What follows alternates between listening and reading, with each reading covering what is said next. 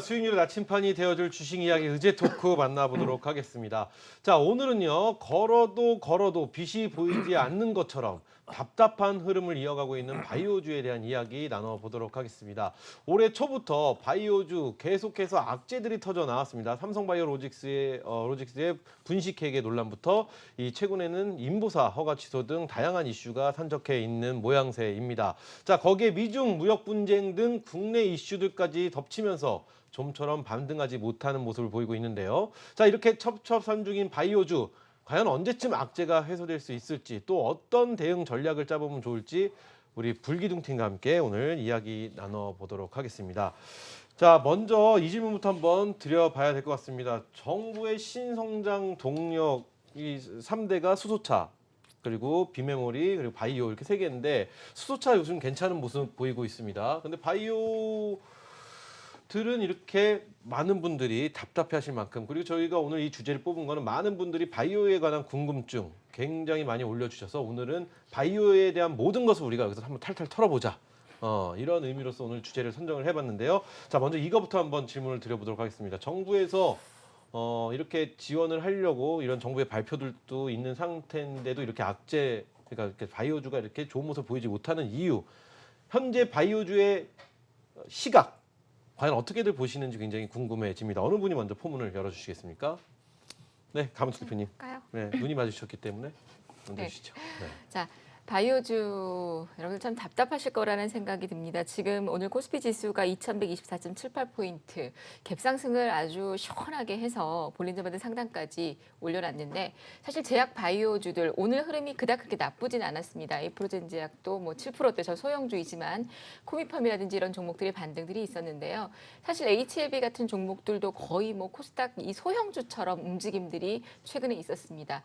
이런 부분들이 어찌 보면 이제 공미도 과열 종목으로 지정되기도 했던 그런 모습인데, 일단 바이오 정부에서 정책을 내세우고 하는데도 불구하고 움직이지 못하는 거, 수소차는 엊그저께 이틀 전 어제였죠. 급등하는 그림들이 있었고 오늘 그저께였죠. 조정을 받았었는데, 사실 수소차 같은 경우도 어떤 긴 그림의 어떤 관점보다는 단기적인 이슈와 그동안 많이 하락했기 때문에 하락한 이후에 저점 매수라고 기술적 반등이라고 저는 보여집니다. 그래서 제약 바이오는 사실 그 정도도 못 미치는 건 투심의 악화를 가장 첫 번째로 꽂을 수 있습니다. 주식은 아무리 호재가 나와도 수급에는 따르지 못한다는 얘기들이 있습니다. 그래서 좋지 않은 종목들도 매수세가 들어오게 되면 종목이 올라가게 돼 있는데, 바이오 종목은 일단은 첫 번째 가장 중요한 요인은 투심이 악화고요. 그다음에 이제 두 번째 요인들은 사실 제약 바이오 종목들이 코스닥 시가총액 상위 종목에 포진이 되어 있습니다. 셀트리온 제약이라든지 셀트리온 헬스케어 또 이런 종목들 위주로 제약 포진이 되어 있는데, 그동안의 외국인들의 자금을 보면 외국인과 기관들의 흐름들이 큰 매수세가 들어오지 않았습니다. 오늘에서야 외국인들이 국내 시장에 코스피에서 3천억 이상 매수세가 들어오면서 여러분들 오늘 아마 보셨을 겁니다. 그동안의 지수가 사실 최근에 2100포인트 이렇게 움직이는데도 불구하고 삼성전자나 SK 하이닉스는 큰 움직임이 없었습니다. 굉장히 지루한 모습이었었죠. 그런데 오늘 이 외국인들의 큰 대량 매수가 들어오고 지수가 조금 반등이 나오면서 오히려 삼성전자, SK 하이닉스는 5%대 이상의 상승 흐름을 보여주었습니다.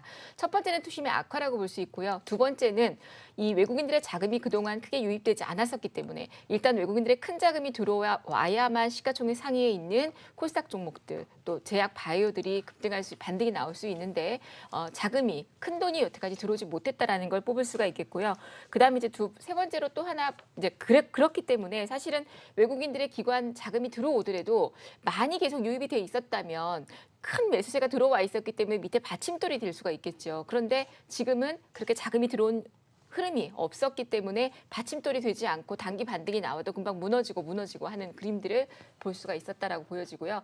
그다음에 이제 세 번째 전체적인 흐름은 제약 바이오들이 사실 우리가 알 수 있는 어떤 실적이나 이런 부분들을 반도체나 IT 다른 업종들의 제조 업종들에 비해서 실적이나 이런 부분들을 우리가 정말 알아내려고 해도 정확하게 알아낼 수가 없습니다. 그래서 이런 부분들, 또 코롱티슈진 같은 경우도 상장 심사 때에 서류를 갖다가 잘못 제출해서 이런 부분들이 이제 걸리고 했잖아요. 그러니까 이런 부분들을 우리가 캐치할 수 없기 때문에 더더욱 그렇다 싶고요.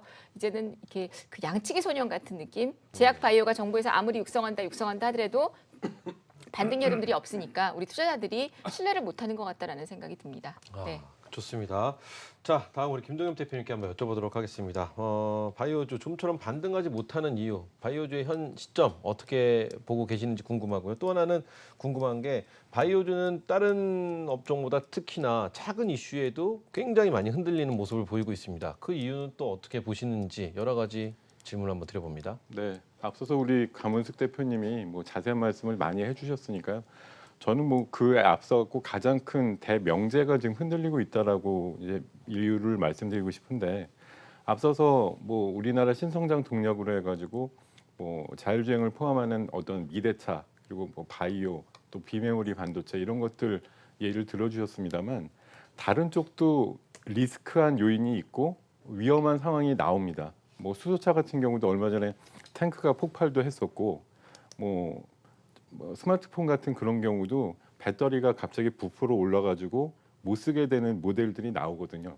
근데 그런 것들도 나오게 되면 6개월이나 1년 내에 다른 그 신형 모델들이 나와가지고 대체가 되는데요. 제약바이오 같은 경우는 일단 하나 개발하는데 적어도 5년 내지 한 10년, 15년까지 걸리는데, 그 결과가 예상보다 안 좋았다 이렇게 되면 다른 대안이 없거든요. 그 다음으로 대체하려면 또 그만큼의 인고의 세월이 또 필요하다는 측면에서 봤을 때, 또 한 가지 제약바이오는 생명을 다룹니다. 다른 쪽은 생명을 다루질 않거든요. 그만큼 민감하다라는 거죠.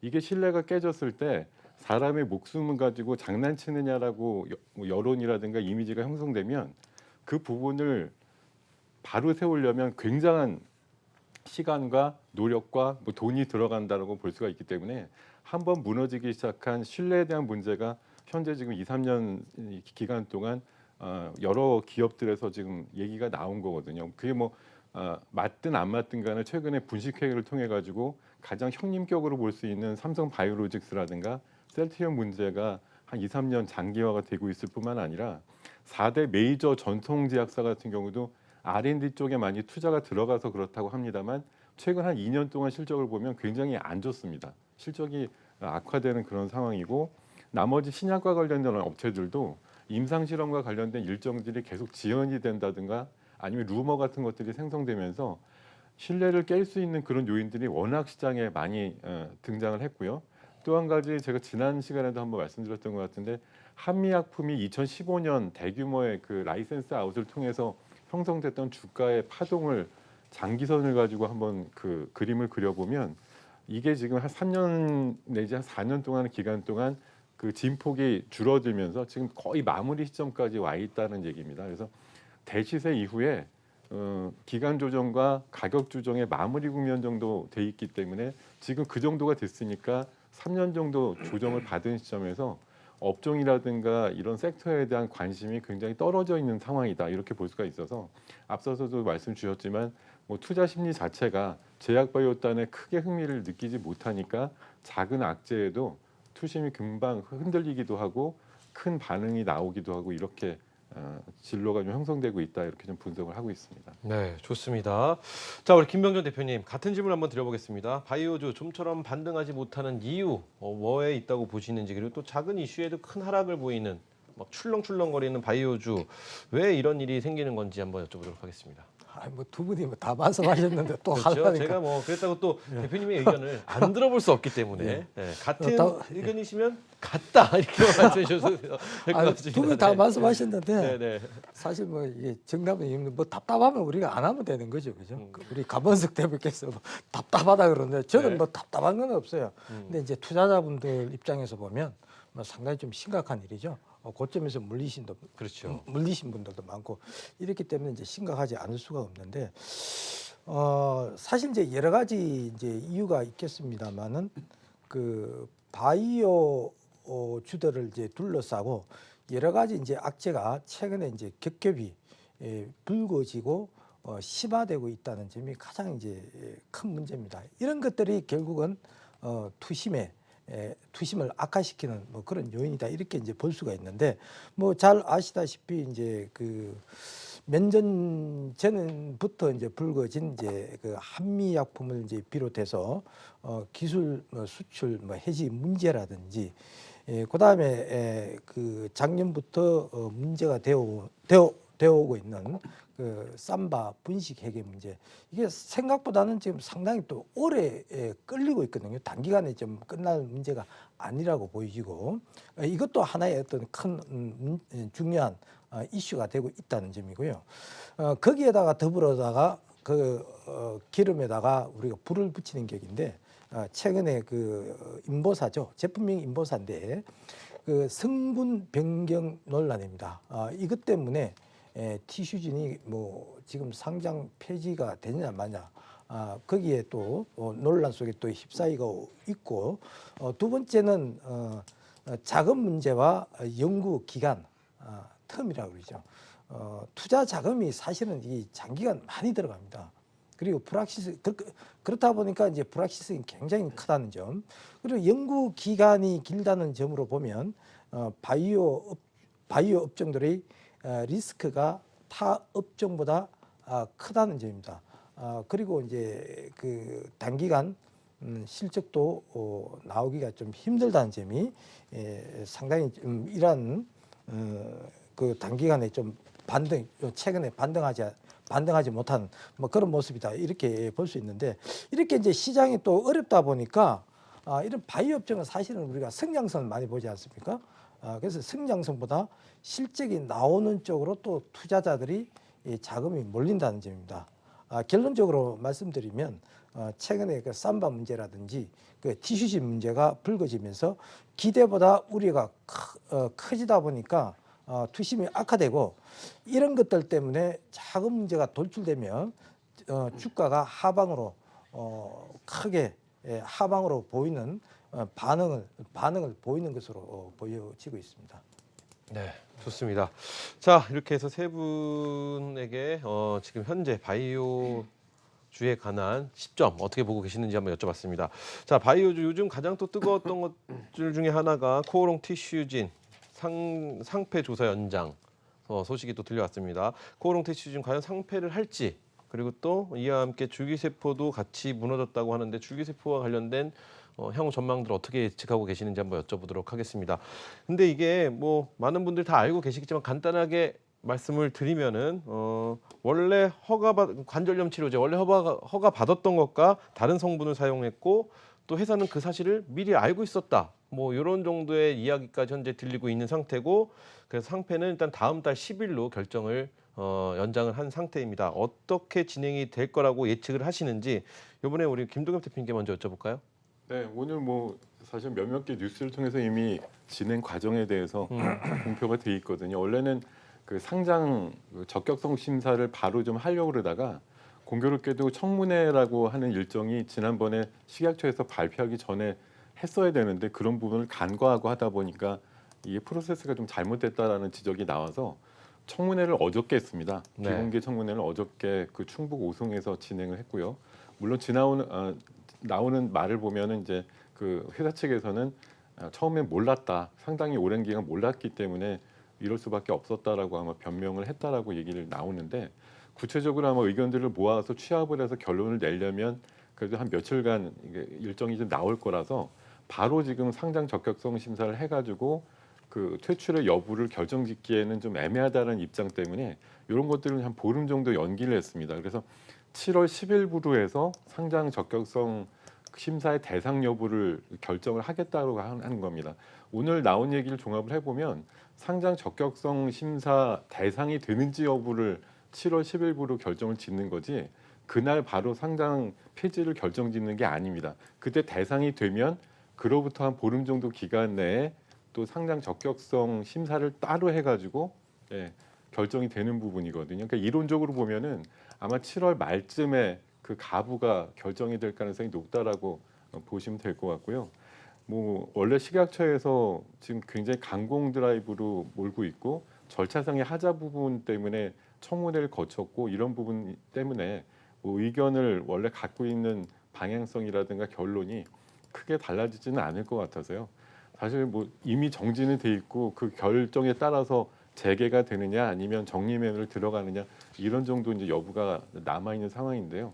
뭐 조심스럽게 확률상으로만 보면은 뭐 51대 49 정도의 확률로 말씀드릴 수밖에 없지 않느냐 그렇게 좀 생각을 해보고 지금 최근에 이제 줄기세포가 같이 관련된 업종에 속해 있는 업종들이 대부분 안 좋아요. 그게 뭐냐면 전통의학을 하고 있거나 아니면 시민단체 이런 쪽에서 줄기세포 관련된 그런 업체에 대한 성분에 대해서 전수조사를 하라고 지금 굉장히 강하게 요구를 하고 있거든요. 그러니까 아무 문제가 없는 기업들도 괜히 이게 뭐 티끌이라도 또 발견이 될까 싶어가지고 관련주들 뭐 대표적인 뭐 메디포스트라든가 차바이오텍 이런 줄기세포에 좀 연동이 돼 있는 그런 종목들이 최근에 동반해서 지금 모양들이 좀 안 좋은 모습은 아무래도 이 악재를 한번 털고 나가자는 입장에서 봤을 때는 7월 중순께 이 가부가 결정되면서 아마 이 섹터별로 좀 자유로워지는 그런 형태가 좀 만들어질 것 같습니다. 네, 좋습니다. 자, 우리 다음 김정근 대표님께 같은 질문 한번 드려보도록 하겠습니다. 코오롱 티슈진 상패 어떻게 예측하고 계시는지, 상패가 될지 한번 여쭤보면서 함께 줄기세포도 무너졌다라고 많은 얘기들이 들리고 있습니다. 이거에 대한 향후 전망 어떻게 예측하시는지 여쭤보겠습니다. 사실 뭐 제가 이제 이 자리에서 이 회사 자체의 그 상장 폐지 여부를 제가 이 자리에서 말하는 것은 사실 뭐 적절하지 못합니다. 뭐 옆에 이제 김동엽 대표께서 51대 49라고 말씀하셨습니까? 네. 예, 상당히 좀 어려운 문제입니다. 제가 이 자리에서 이제 단정 짓기는 사실 이 한국거래소가 오늘 사실은 19일이죠. 티슈진의 그 상표 여부를 이제 결정하기로 되어 있었습니다. 그런데 오늘 그 조사 기간을 15일 연장하기로 했습니다. 뭐 연장하기로 한 이유는 그만큼 좀 신중해졌다는 얘기죠. 코오롱 티슈진이 상장 적격 실질 심사 대상에 해당되는지 여부에 대한 추가 조사가 좀 필요한 것이 아닌가. 아마 이런 내용 때문에 좀 연장이 된 것 같습니다. 그 상장 폐지 절차를 이렇게 이제 우리가 한번 살펴보면 그 상장 적격 실질 심사 사유가 이제 발생이 되면 거래소가 그 심의 대상 여부를 이제 결정하게 됩니다. 그렇게 하고 나서 상장 폐지 심사 대상에 해당되면 대상 기업에 대해서 상장 폐지를 하거나 뭐 반드시 상장 폐지를 하는 건 아니에요. 그다음에 혹은 이제 개선 기간을 또 줄 수도 있는 그런 또 판정을 하게 돼 있습니다. 뭐 어쨌든 간에 결론적으로 말씀드리면 이 상장 폐지 여부는 어쨌든 간에 거래소에서 아마 결정을 하게 될 것으로 보이시고, 제가 이 자리에서 참 이 상장 폐지가 될 거다 말 거다 이야기하는 것은 적절치 못하다고 이제 보여지고요. 네. 또 줄기세포에 대해서 제가 좀 간단하게 제가 말씀을 드린다면, 사실 우리나라 줄기세포가 2002년 초반만 하더라도 전 세계가 부러워할 정도로 굉장히 각광을 받았습니다. 그런데 여러분들도, 우리 시청자 여러분들께서도 이제 아시다시피 하운석 박사 이제 사태 이후 이 줄기세포에 대한 연구 규제가 강화가 되고 그러다 보니까 줄기세포 관련 연구가 대폭 축소가 되었습니다. 우리가 줄기세포라고 한다면, 제가 이제 간단하게 쉽게 이제 설명을 드리면은, 장기를 이제 바꾸어 넣어서 인간은 이제 생명을 연장을 하는 것입니다. 그렇다 보니까 사실 이제 많은 환자들에게 기대치가 상당히 높은 그런 분야이기도 하는데요. 어쨌든 간에 이것은 성장 가능성이 매우 높다고 보고 있으며, 다만 이제 윤리적 문제가 계속 불거지다 보니까 이러한 윤리적 문제를 좀 보완하면은 아주 성장 가능성이 높은 분야가 아니겠냐, 이렇게 보고 있습니다. 네, 좋습니다. 마지막으로 강문숙 대표님, 네. 같은 질문입니다. 코오롱 티슈진 앞으로 어떻게 될지 여쭤보면서 줄기세포 주에 대한 향후 전망 어떻게 예측하시는지 한번 여쭤보겠습니다. 코오롱 티슈진의 상장 여부를 앞서 말씀하신 것처럼 제가 여기서 상장을 할 것 같다, 안 할 것 같다라고 판단을 해서 말씀을 드리기는 굉장히 위험한 부분들이 발언이고요. 또한 우리 라이언 투자가를 비롯한 시청자님들이 코오롱 티슈진을 분명히 들고 계신 분들도 있을 거란 얘기인 거죠. 그런 분들은 사실 객관적인 어떤 저희들의 생각을 원하지만서도 들고 소유자의 입장에 봤을 때는 부정적인 얘기를 하게 되면 서운하고 마음 상하고 그러실 거란 얘기입니다. 그런데 저희는 일단 이 방송을 통해서 객관적인 어떤 시각들을 말씀을 드리는 게 먼저 임무라고 생각을 하고요. 앞서 우리 김 대표님이 얘기를 해주셨지만 요약을 하자면 7월 10일 날 연기된 게 그때 상패가 결정되는 건 아닙니다. 그때에 상장 적격성 실질 검사를 받게 될 것인가 안 될 것이라는 결정을 짓게 되고요.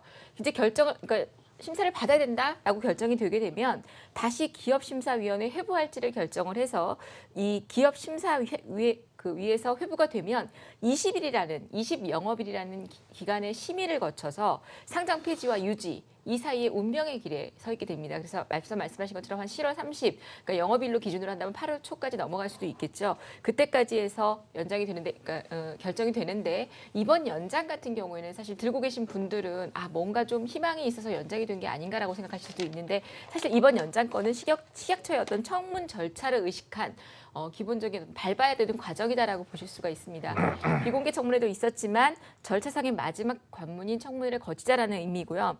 그리고 이제 미뤘지만 여전히 이 실질검사 대상에 대한 여부는 심내 결정이 나는 거고, 근데 조금 우려가 되는 부분들은 코롱티슈진이 상장 심사 자료로 제출했던 이런 자료들이 2017년도에 코롱티슈진이 상장이 코스닥 시장이 됐습니다. 7월 달에 코스닥 시장에 7월에 그 인보사 K주가 품목 허가를 받았고요. 그리고 2017년 11월에 상장이 됐는데 그러고 난 다음 지금 이제 2년이 채 안 된 시간이죠.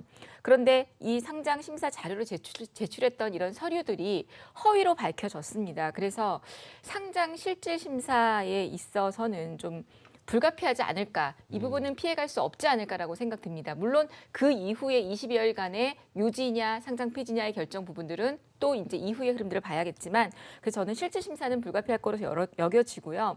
또 알려진 바로는 코롱티슈진 측에서 식약처 청문회에서 상황을 뒤집을 만한 그런 어떤 자료를, 속 시원한 소명 자료를 제출하지 못한 것으로 알려져 있습니다. 그래서 이 부분들이 연기가 됐더라도 이건 형식적인 연기가 아닐까 싶고요. 또 거래소는 이제 기업의 어떤 계속성이나 투자자 보호를 위해서 아주 감안을 해서 상장 폐지를 결정하겠다라고 하지만 사실 티슈진도 타격이긴 하겠으나 가장 큰 타격은 우리 소액주주들이죠. 가장 이제 피눈물을 흘리게 되는 게 소액주주들인데, 일단 지난해 12월에 삼성바이오로직스 같은 경우에도 상장 폐지 위기에서 탈출을 했습니다. 그래서 기업의 안전성과 수익성 개선 상황들을 고려한 부분인데, 여기서 우리가 또 알아야 될 건 코스피 같은 경우에는 상장 실질 검사를 받았어도 상패 처리가 된 기업이 없는 걸로 알고 있습니다. 맞죠? 예. 코스피에는 상장 실질 검사를 받았어도 상패 처리가 됐던 기업이 없습니다. 근데 코스닥에는 있습니다. 근데 코롱티슈진은 일단 코스닥 기업이라는 거 하고요.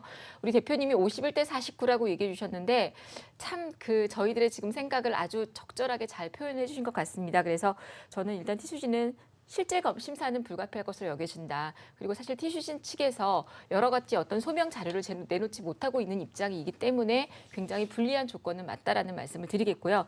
줄기세포에 대한 부분들은 사실 여러분들 이 네이처셀이라는 종목도 엊그저께 유증 600억 규모의 유증 발표를 했습니다. 참 그래서 들고 계신 분들도 허탈하시고 할 텐데, 얘 같은 경우도 사실 이 유증 금액의 3분의 1을 조인 시스템 임상 비용으로 사용한다라고 합니다. 이제 이 부분이 관절염, 이 코롱티슈진의 어떤 수혜가 될 수 있는 그런 어떤 관절염 치료제인데요.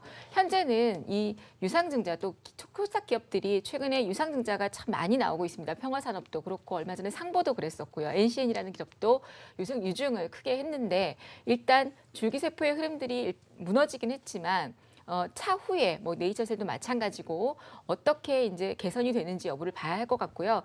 7월 달에 코롱티슈진에 대한 부분들이 상장 폐지든 유지든 어떻게 결정이 된다면, 유지라면 전체적인 줄기세포의 분위기가 좀 살아날 것으로 보여지고, 그리고 만약에 잘못된 결과가 나온다 하더라도 그동안 이 억눌렸던 암울했던 줄기세포의 시장은 그때부터는 사실 각계전투로 들어가면서 실적이라든지 임상 3상 시험에 대한 결과가 뚜렷한 확실해진 그런 종목들 위주로의 기술적 반등이라든지 반등은 이어질 것으로 보여집니다. 네, 좋습니다. 자, 다음 질문 드려보도록 하겠습니다. 이 질문 한번 드려볼게요. 도대체 그렇다면 바이오주의 악재가 해소되는 시기는 언제쯤이라고 예측을 하시는지, 물론 철저한 예측입니다. 정답은 없을 테니까요. 그 예측을 좀 해주시면 어떨까 싶고요. 또 일각에서는 지금이 그래서 바이오주의 저가 매수를 할 수 있는 타이밍이 아닌가라는 이야기 나오고 있습니다. 그렇게 생각을 하신다면, 그렇다면 어떤 종목을 우리가 컨택을 하면 좋을지에 대한 질문 같이 드려보도록 하겠습니다. 김병전 대표님 먼저 말씀해 주시죠. 네. 네, 참 이거 참 어려운 문제네요. 그렇죠. 사실 늘 사실 항상 저는 어렵죠. 뭐 바이오 업종에 대해서 별로 관심이 없어요. 관심도 없고 사실 이제 추천하고 싶은 이제 이야기도 별로는 없습니다. 네네. 없는데 뭐 어쨌든 간에 이제 의제가 그러니까 사실 그 미중 그 무역 분쟁으로 따른 이제 리스크 회피 심리가 사실 시장에 이제 크게 영향을 좀 미치고 있습니다.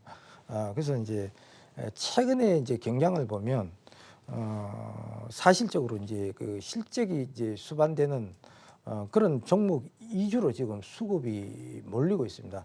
최근에 이제 우리가 그걸 이제 볼 수 있는 것이 뭔가 하면 물론 오늘 보시면은 뭐 5G라든지 비메모리 반도체 이런 업종들이 다소 조정을 받았습니다만은 아시다시피 이제 실적이 수반되고 그다음에 성장성이 있으니까 그쪽으로 수급이 몰리지 않습니까? 그런데 결론적으로 말씀을 드린다면 바이오주는 뭐 그렇지 못하지 않습니까? 좀 전에도 제가 말씀드렸습니다만은 연구 기간도 상당히 길고 투자 자금이 많이 들어가다 보니까 단기간에 그 실적을 보여주기가 쉽지가 않습니다. 그래서 어쨌든 간에 단기간에 이렇게 어떤 뭐 실적도 보여주고 투심을 살리기 위해서는 뭐 한마디로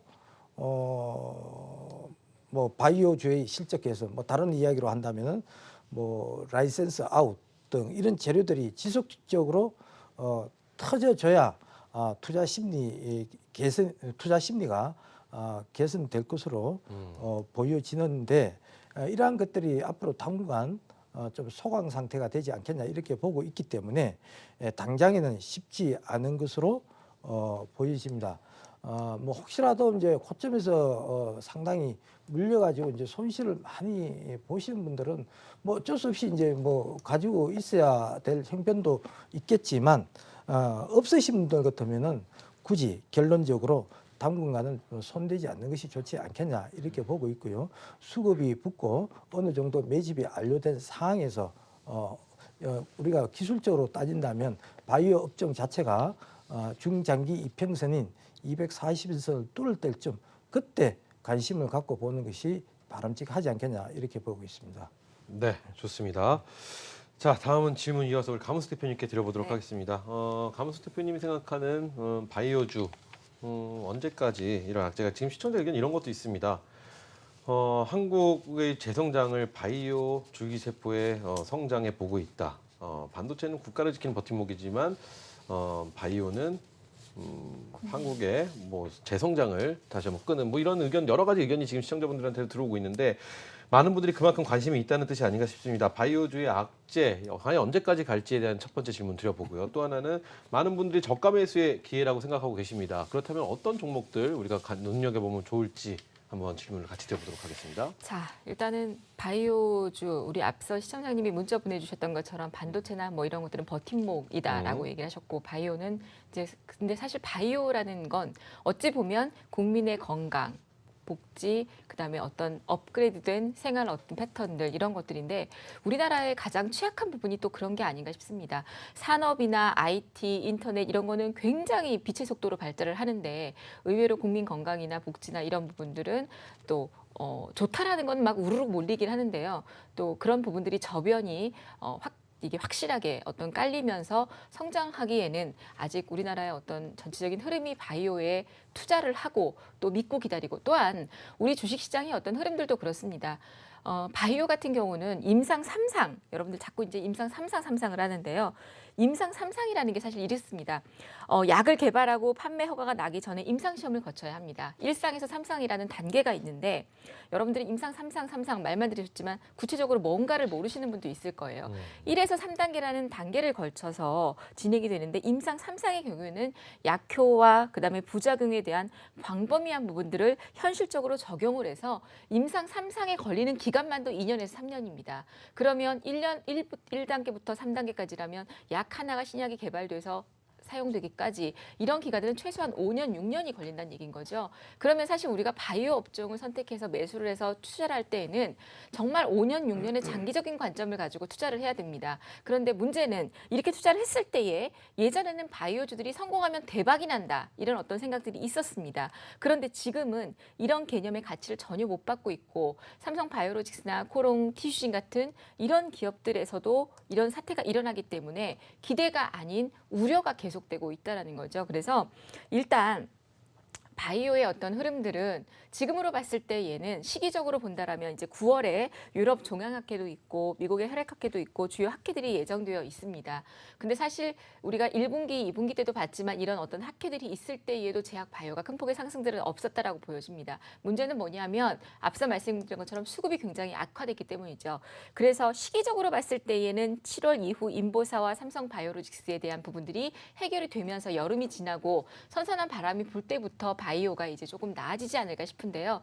그때 나아진다 하더라도 중요한 건 이제는 전체적인 바이오 업종, 섹터, 테마, 산업 이게 아니라고 생각합니다. 왜냐하면 지금같이 이렇게 어려울 때에도요. 확실한 파이프라인을 가졌던 기업들, 해외 시장으로의 진출을 판로로 삼아서 해외 시장의 매출이 늘었던 시젠, 오스템 임플란트, 덴티움, 유한양행, 휴젤 이런 기업들은 계속 주가가 상승하고 있었다라는 얘기입니다. 그리고 앞서 말씀하신 한미약품 같은 경우도 2015년도에 기술 수출에 대한 부분, 라이선스 아웃에 대한 부분들이 해결되고 나서 전체적인 흐름들이 이제는 우상향으로 전반될 수 있는 그런 흐름들을 읽어 나간다는 거죠. 그래서 찬바람이 불어서 바이오 종목들이 반등이 나온다 하더라도 그때에도 우리가 볼 건 전체적인 바이오 섹터를 우르르 같이 테마로 몰고 갈 것이 아니라 확실하게 임상 3상이 끝난 종목이라든지 올해 안에 사실 우리나라의 임상 3상 결과를 앞두고 있는 기업들이 굉장히 많이 있습니다. 있는데 중요한 건 발표를 앞두고도 뚜렷한 성과가 나타나지 못하고 있고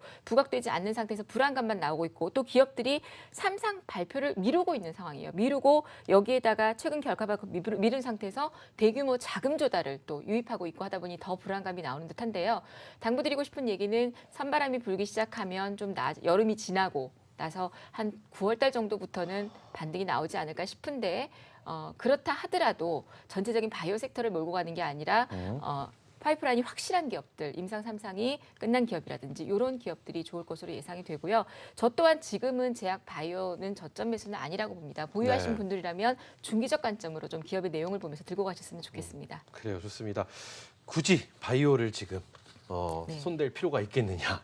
이런 말씀이시죠. 보유하신 분들만, 그렇죠. 네. 보유하신 분들만 좀 중장기적인 관점으로 갖고 가시는 게 어떨까 이런 말씀해 주셨습니다. 자, 마지막으로 우리 김동엽 대표님 같은 질문 한번 드려보도록 하겠습니다. 바이오주 과연 이 악재 지금 와 정말 어려운 제가 질문을 하면서도 참 어렵다 이 질문은 이런 생각이 드는데 과연 이 악재가 언제쯤 해소가 될지에 대한 질문 드려보면서요. 만약에 일각에선 바이오주가 저가 매수에 지금 기회다 이런 의견도 있는데 있다면 어떤 종목을 만약에 없다 아니다라고 생각하신다면은 오히려 어떤 업종에 관심 있게 지켜보는 게 낫겠느냐 이렇게 질문 한번 드려보도록 하겠습니다. 질문이 많지요? 굉장히 복잡. 시간은 얼마 없고 할 복합적인데 말은 많고 그래서 질문이 빨리 말씀을 많았습니다. 드리자고 네네. 하면 많이 빠졌지만 저가는 아니다라는 말로 좀 답을 드리고 싶고요. 지금 바이오주가 저가는 아니죠. 예, 고점 대비해서 많이 빠지긴 했어도 해당되는 기업들의 주가가 저가라고 일반적으로 매도하기에는 상당히 아직 높은 가격이고 높은 시가총액이다라는 말씀을 좀 드리고 싶고 지금 여러 가지 이슈들로 해서 악재들만 많이 부각이 되고 있을 때 제가 뭐 가지신 분들을 위해서 굳이 뭐 인기용으로 준비한 건 아니지만 희망을 찾을 수 있는 이슈도 분명히 있다는 거죠. 제가 한 두세 가지쯤 말씀드리면 최근에 발표된 그 바이오시밀러 약효를 보면은 오리지널하고 거의 차이가 없다라는 게 그 유럽 학회에서 발표가 됐었고요. 그리고 우리나라 제약업체가 그 유럽 쪽에서 화이트리스트로 등재가 됐잖아요. 그런 부분도 언젠가 또 좋은 영향을 미칠 거고 셀트리온 같은 경우도 지금 비메모리 반도체에 묻혀서 그렇지 향후 한 10년 동안 30조 원을 투자를 하겠다는 로드맵도 얼마 전에 발표를 했거든요. 거기다가 이번에 그 대통령께서 북유럽 순방하면서 글로벌 파마 중에 뭐 거의 탑건으로 볼 수 있는 아스트라제네카 같은 경우도 내년부터 5년 동안 7,500억을 우리나라에 투자를 한다라는 그런 소식도 있기 때문에 지금은 악재만 들춰서 보니까 제약바이오 이거 못 쓰겠냐라고 하는 거지 국면만 전환이 되면 얼마든지 또 상승을 이끌 수 있는 저변의 이슈들이 밑에 지금 존재를 하고 있다는 말씀을 드리고 싶습니다. 지금 아까 제가 한미약품의 이제 월봉을 한번 꼭 보시라고 말씀드렸는데 지금 지원이 안 돼서 제가 뭐 보여드리지 못하지만 한번 월봉을 보시면 결자 해지란 말을 꼭 드리고 싶어요. 2015년도에 한미약품이 이를 내 가지고 이 바이오의 어떤 대상승을 이끌었듯이 이게 지금 기간과 가격 조정이 거의 마무리되는 지점에 놓여 있거든요. 그래서 앞으로 그 한미약품의 유방암 치료 물질 같은 경우 오락솔이라고 하는 물질이 10월달에 임상 3상대 기타를 발표한다고 하니까요. 그런 그 지점이 다시 한번 제약바이오의 어떤 그 기운을 좀 이끌 수 있는 시기가 되지 않을까 싶고 오늘 그 보시면 놀라운 소식이 제넥신하고 또 툴젠이라고 하는 회사가 합병을 하는 그런 그 발표가 나왔는데 우리나라 제약바이오단에서 이렇게 글로벌 파마들끼리 대규모의 인수합병 이런 비슷한 정도의 어떤 그런 움직임 같은 게 나오는 게 실질적으로는 처음이거든요. 작은 기업들로는 안 되니까 이제 뭉쳐야 산다라고 하는 거죠. 그래서 앞으로 어떤 기업이든 또 대상 회사를 찾게 되면 더 커질 수 있는 그런 그 회사들로 새롭게 변모를 하면서 제약바이오단의 어떤 그 주도를 해나갈 수 있는 그런 종목들로 부각이 될 수 있다는 점을 감안했을 때 일단 부활의 뭐 저가 매수의 기회는 저는 뭐 굳이 월로 따지자고 하면 10월 정도를 좀 꼽아서 말씀을 드리겠습니다.